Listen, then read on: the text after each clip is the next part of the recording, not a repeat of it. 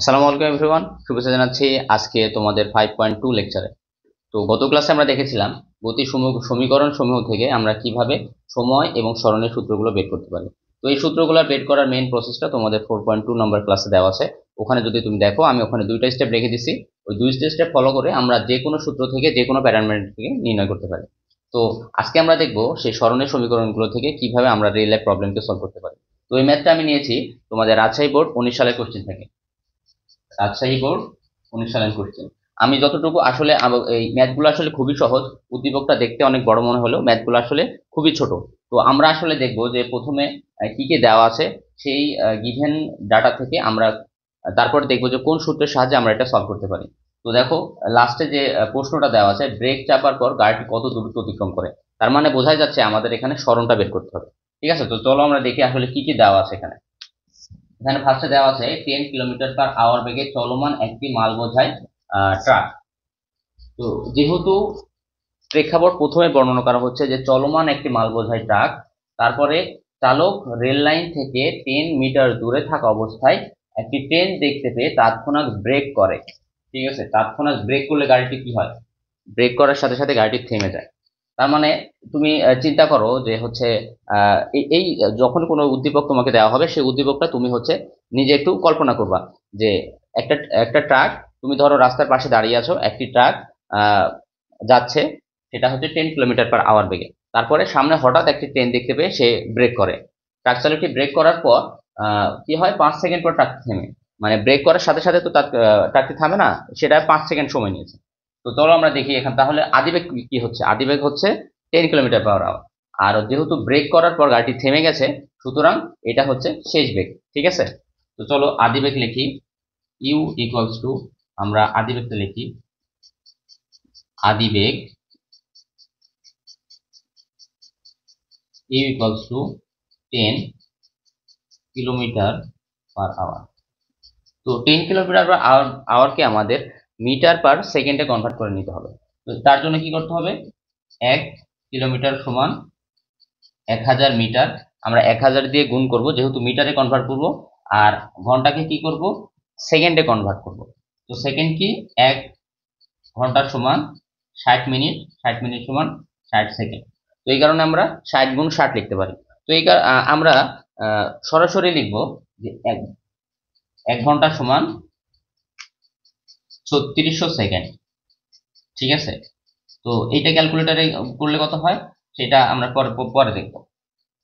তো এর পরবর্তী তার কি দেওয়া আছে, শেষ বেগ দেওয়া আছে। শেষ বেগ কত, শেষ বেগ v equals to 0 metre per second. তারপর কি দেওয়া আছে, 5 সেকেন্ড পর ট্রাকটি থেমে যায়। তার মানে এখানে টি কত, টি হচ্ছে টি বা সময়,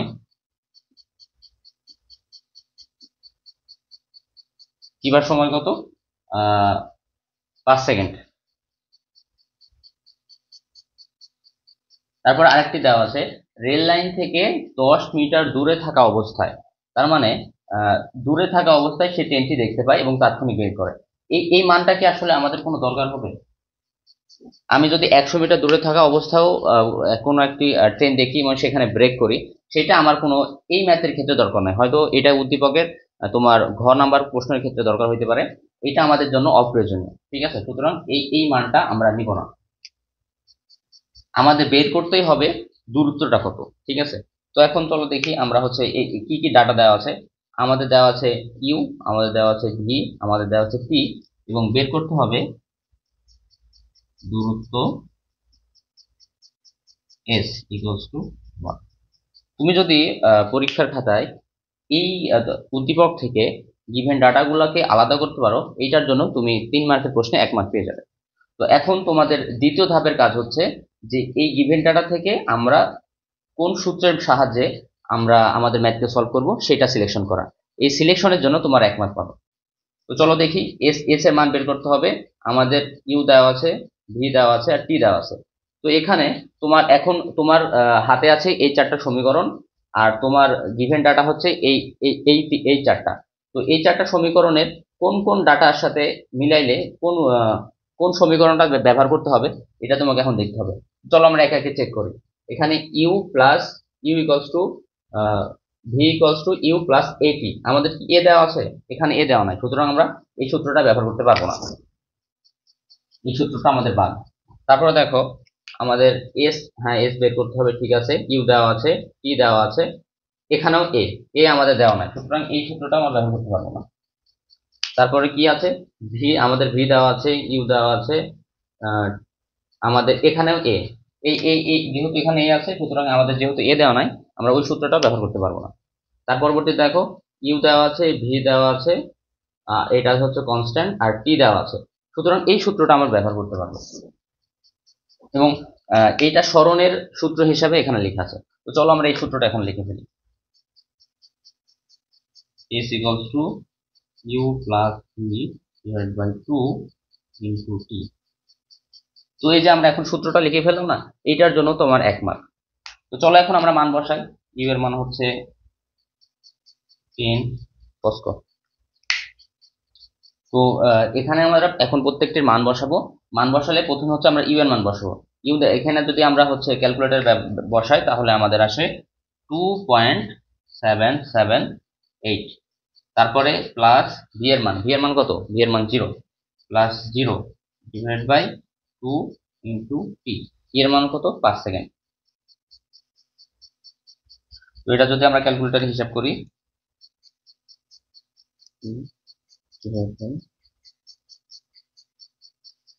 6.944। এককটা কি হবে? এককটা হবে মিটার, যেহেতু দূরত্ব।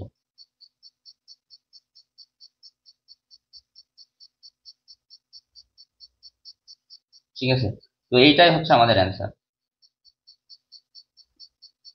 ঠিক আছে, তো এটাই হচ্ছে আমাদের অ্যান্সার। তো এখানে আমরা ইউ এর মানটা বসাই ফেলি, 2.778 মিটার পার সেকেন্ড। তো দেখো উদ্দীপকটা কত বড়, ম্যাথটা আসলে কত ছোট, কিন্তু আমরা খুব ভেঙে ভেঙে তোমাদের বলার কারণে সময়টা একটু বেশি লাগছে।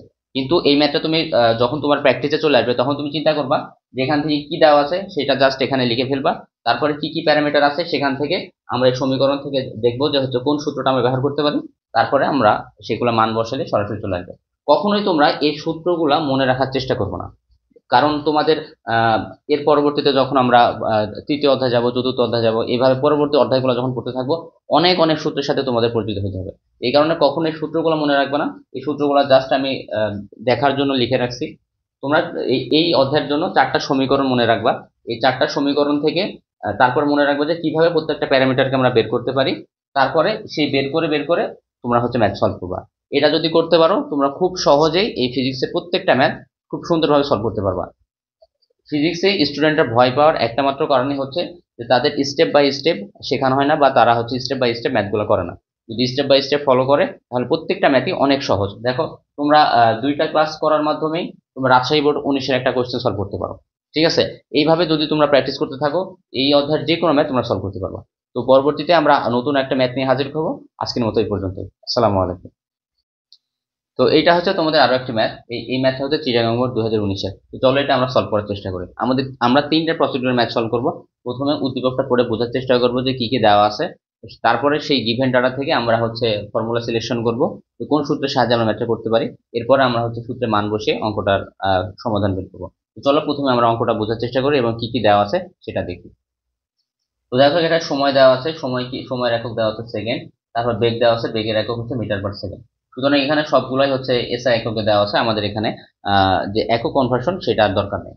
তো প্রথমে কি দেওয়া আছে? 0 থেকে 70 সেকেন্ড পর্যন্ত দেওয়া আছে।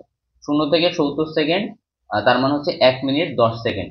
60 সেকেন্ডে যেহেতু 1 মিনিট, যেহেতু 70 সেকেন্ড পর্যন্ত দেওয়া আছে, তার মানে হচ্ছে কি এই 1 মিনিট 10 সেকেন্ডেরই তোমার হচ্ছে দূরত্বর বেগের যে মানটা সেটা দেওয়া আছে। তারপরে কি বলা হচ্ছে যে বেগের মান কত সেই 1 মিনিট 10 সেকেন্ডে সেটা দেওয়া আছে। 0 সেকেন্ডে 0 বেগ, তারপর হচ্ছে যখন 10 সেকেন্ড যাত্রা শুরু 10 সেকেন্ড পর তার বেগ হচ্ছে তোমার 2 মিটার পার সেকেন্ড, যাত্রা শুরু 20 সেকেন্ড পর তার বেগ হচ্ছে 4 মিটার পার সেকেন্ড। এইভাবে যাত্রা শুরু 70 সেকেন্ড পর তার মানে 1 মিনিট 10 সেকেন্ড পর তার বেগ হচ্ছে 14 সেকেন্ড। তো আমাদের প্রথমে যেহেতু আমরা দেখবো যে কি কি দেওয়া আছে, তো সেটা লিখে ফেলি। দেওয়া আছে তো যাত্রা শুরুর প্রথমে আমাদের বেগ কত ছিল, যখন সময় 0 তখন বেগও 0। ঠিক আছে, মানে প্রেক্ষাপটটা যখন আমি কল্পনা করব তখন থেকে টাইম কাউন্ট হয়। তো টাইম কাউন্ট হচ্ছে এখান থেকে শুরু হচ্ছে, তো তখন আমাদের বেগটাও 0, তার মানে গাড়িটি স্থির অবস্থায় ছিল। সুতরাং আমাদের হচ্ছে আদি বেগ কত হবে, আদি বেগ ইকুয়ালস হবে 0। তারপরে হচ্ছে আমাদের শেষ বেগ নির্ণয় করতে হবে। শেষ বেগ নির্ণয় করার আগে আমাদের এখানে চিন্তা করতে হবে যে কত সেকেন্ড পর আমাদের দূরত্বটা বের করতে বলছে। যেহেতু আমাদের হচ্ছে 1 মিনিট 10 সেকেন্ড মানে 70 সেকেন্ডে পরে বের করতে বলছে, সুতরাং আমাদের পুরোটা কল্পনা করতে হবে যে 70 সেকেন্ডে তার বেগটা কত ছিল। কিন্তু এখানে যদি 1 মিনিট বলতো তখন আমাদের 60 সেকেন্ডে আমাদের বেগটা কত ছিল সেটা লিখতে হতো, সেটা হয়তো আমাদের শেষ বেগ। কিন্তু যেহেতু পুরো সময়ের কল্পনা করতে বলছে, সুতরাং আমরা লাস্টেরটা লিখবো। আমাদের শেষ বেগ হবে, শেষ বেগ v equals to 14 metre per second. বোঝা গেল কেন 14 লিখলাম? যদি আমাদের 50 সেকেন্ড পর দূরত্ব বের করতে বলতো তাহলে আমরা কত লিখতাম, 10 মিটার পার সেকেন্ড লিখতাম। আমরা যদি 40 সেকেন্ড পর কত দূরত্ব বের করতে বলতো তাহলে আমরা কত লিখতাম, 8 মিটার পার সেকেন্ড লিখতাম। যেহেতু আমাদের 1 মিটার 10 বলছে, সুতরাং আমাদের 70 সেকেন্ডের বেগটা আমাদের হবে শেষ বেগ। তাহলে এখন সময় কত বলো, সময় টি ইকুয়ালস টু 1 মিনিট 10 সেকেন্ড মানে 70 সেকেন্ড। 70 সেকেন্ড আমাদের বের করতে হবে দূরত্ব, দূরত্ব s ইকুয়ালস টু 1। তো এই আমাদের হচ্ছে আমরা 1 মার্ক পেয়ে গেলাম। ঠিক আছে, তো এখন আমরা এখান থেকে সূত্র সিলেকশন করব যে আমাদের কোন সূত্রের মাধ্যমে এটা সলভ করতে পারে। তো দেখো আমরা আগের মতোই, এখানে এস বের করার কোনো অপশনই নাই, সুতরাং এইটা আমাদের বাদ। তারপর এখানে এস বের করতে পারবো, কিন্তু আমাদের এখানে ত্বরণ দেওয়া নাই, সুতরাং এই সূত্র ব্যবহার করতে পারবো না। তারপরে এখানেও ত্বরণ ত্বরণ আছে, কিন্তু আমাদের আমাদের কাছে ত্বরণ নাই, সুতরাং এই সূত্র আমরা ব্যবহার করতে পারবো না। দেখো এইটা আমাদের জন্য অ্যাপ্রোপ্রিয়েট। যেহেতু এই তিনটা আমাদের বাদ, সুতরাং 4 নাম্বার সূত্রটা দিয়ে সলভ হবেই, এইটা তোমাকে শিওর থাকতে হবে। কারণ পদার্থবিজ্ঞানের প্রত্যেকটা ম্যাথ এই চারটা, এই তোমাদের এই অধ্যায়ের এই 4টা সূত্রের মাধ্যমে সলভ হবে। ঠিক আছে, তো চলো আমরা সূত্রটা লিখে ফেলি। আমরা জানি s equals to q plus v divided by 2 into p। এখন আমরা মান বসাবো। আদি বেগ 0, শেষ বেগ 14 divided by 2, টাইম কত 70। তো এটা এখন ক্যালকুলেটর বসাই দিলেই আমরা সরাসরি মান পেয়ে যাবো।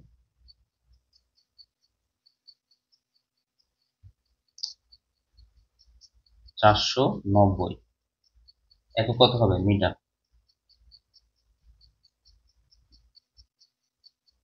এককটা আমাদের এটা যদিও দূরত্বের একক মিটার, এটা আমরা সকলেই জানি। তারপরে যদি একক বের করার কখনো তোমাদের চেক চেক করার প্রয়োজন বোধ হয়, তাহলে দেখো উপরে আছে সব বেগ, তাহলে বেগের একক কত মিটার পার সেকেন্ড, নিচে হচ্ছে কনস্ট্যান্ট, এবং গুণ হয়েছে কত দিয়ে 70 সেকেন্ড। এটা যদি সেকেন্ড, এটা হচ্ছে কিছু নাই মানে কি পাওয়ার 1। তো এই -1 +1 কাটাকাটি হয়ে গেলে কত হবে, শুধু হচ্ছে মিটার থাকে। তো এইভাবে আসলে এককটা নির্ণয় করা যায়। তো একক নির্ণয় তোমাদের ভিডিও আগে দেওয়া আছে, যদি তোমরা ওই ক্লাসগুলো আগের ক্লাসগুলো করে থাকো, একক নির্ণয়েও তোমাদের কোনো সমস্যা হবে না। তো এইটা হচ্ছে আমাদের অ্যান্সার। তো আসলে ম্যাথগুলো আসলে খুবই সহজ, যদি তুমি উদ্দীপকটা বুঝতে পারো, তারপর সেখান থেকে শুধুমাত্র কি কি দেওয়া আছে সেটা বের করতে পারো, এটাই হচ্ছে তোমাদের দক্ষতা। যদি উদ্দীপক থেকে ডাটাগুলো বের করতে পারো তাহলে খুব সহজেই তোমরা এই ডাটাগুলো থেকে সূত্র সিলেকশন করতে পারবা, এবং সূত্র বের করতে পারলে তো জাস্ট মান বসিয়ে তোমরা অ্যান্সার বের করতে পারবা। তো আজকের ম্যাথটা এই পর্যন্ত ছিল, পরবর্তীতে আমরা নতুন কোনো ম্যাথ নিয়ে হাজির হবো। আসসালামু আলাইকুম।